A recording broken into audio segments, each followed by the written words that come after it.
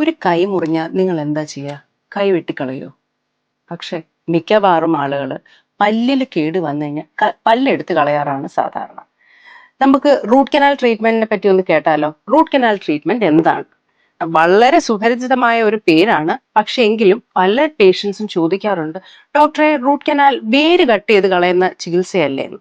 വേര് കട്ട് ചെയ്ത് കളയുന്നതല്ല, പകരം ഒരു ക്ഷതം അല്ലെങ്കിൽ ഒരു കേട് നമ്മുടെ പല്ലിന്റെ മജ്ജഭാഗത്ത്, അതായത് അവിടെ നെർവ്സും വെസൽസും ഉള്ള ഭാഗത്ത് എത്തുമ്പോൾ അവിടെ പെയിൻ പേഷ്യന്റിന് അനുഭവപ്പെടും.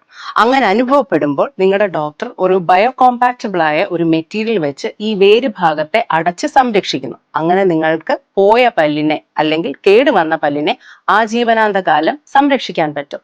പിന്നെ ക്രൗൺ വെക്കാൻ അല്ലെങ്കിൽ ക്യാപ്പ് വെക്കാൻ മറക്കല്ലേ, പല്ല് പൊട്ടിപ്പോവും.